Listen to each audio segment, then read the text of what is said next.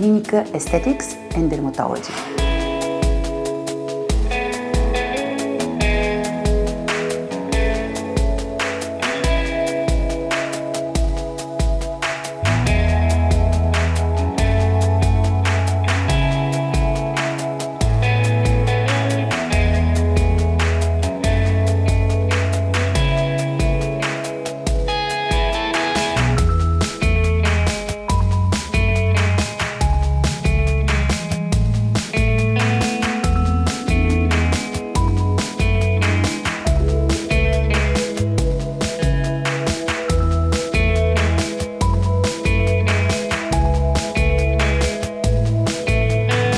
Здравейте!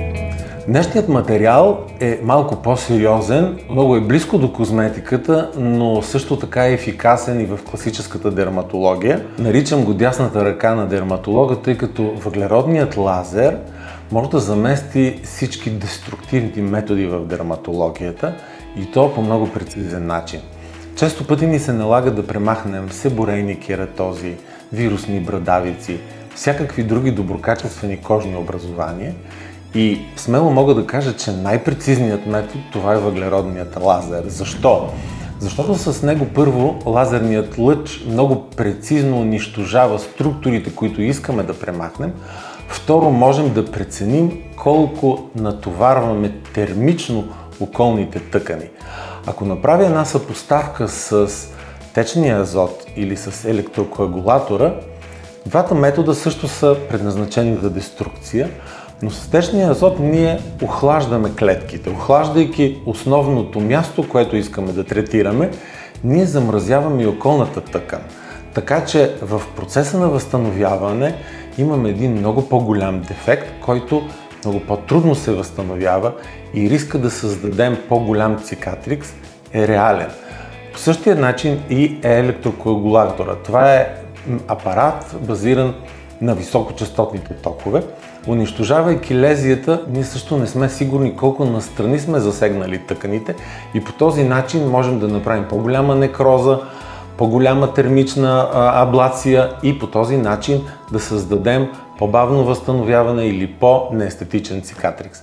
Лазер е златното правило. С него точно, прецизно знаем колко дълбоко, в зависимост от това какви са характеристиките, а въглеродният лазер на Lutronic е едно иновативно чудо, което е във високия сегмент на въглеродните лазери.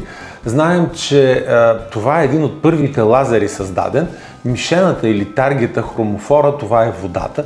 Той изпорява водата в клетките и по този начин ги унищожава. Тоест, деструктурираме тъканите. Когато говорим за деструкция, можем освен като дерматологичен апарат, ние да го приложим и като естетичен. Това е неговият фракциониран вариант. За разлика от класическият вариант, фракционираният не изпраща непрекъснат лазерен лъч, а пуска фракционирано в един ограничен. Ако полето, което третираме един правоъгълник, лазерният лъч слиза в горния ляв ъгъл, след това попада в долния десен ъгъл, след това в горния десен. По този начин не затопляме много околната тъкан, а въздействаме само на мястото, където е попаднал лазерния лъч. Изгаряйки или аблирайки определени участъци, ние стимулираме, правим една контролирана травма и стимулираме производството на колаген и еластин и по този начин, след възстановяването, за което ще кажа малко по-късно, постигаме едно стягане, една бляскавост и подмладен вид на кожата. Възстановяването при този апарат, като всяка хирургична аблативна процедура, е малко по-дълго. Минимум 5 дни, в които пациентът трябва да спазва много строги изисквания. Обикновено в дълъг и подробен разговор разясняваме на пациента какво да очаква, как да се грижи преди и след провеждането на процедурата, какви са локалните продукти, които да трябва да се слагат.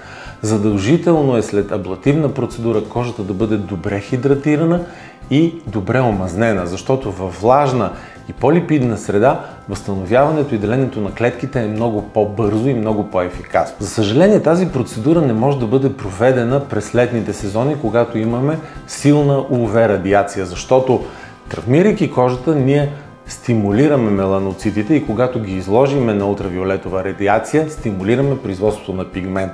Затова тези процедури се правят в късните есенни месеци, зимата, когато няма слънце и задължително пациента в посттерапевтичната грижа има необходимост от висок слънчезащитен фактор.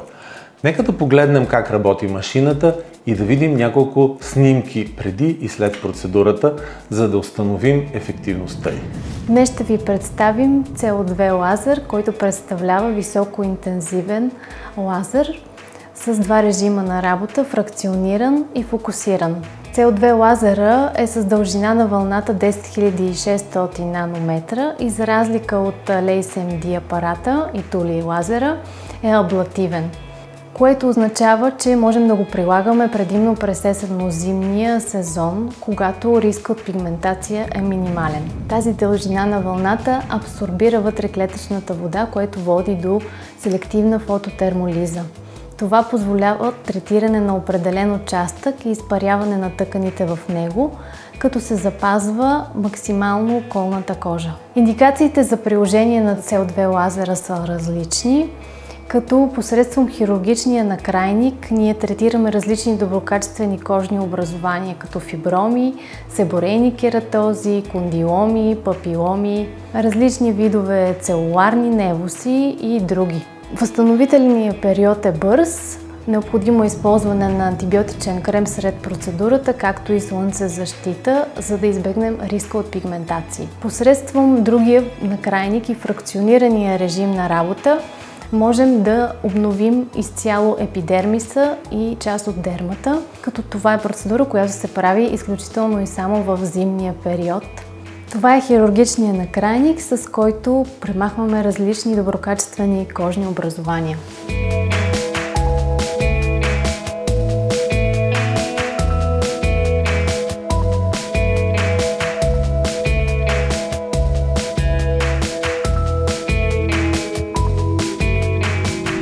Скъпи приятели, стреснахте ли се от червенините, от отока? Не бива, това е преходно.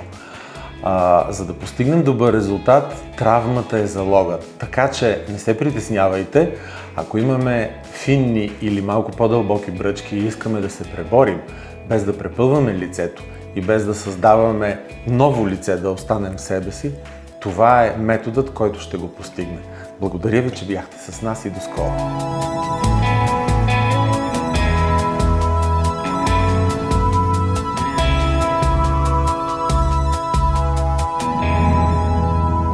Clinica Aesthetics and Dermatology.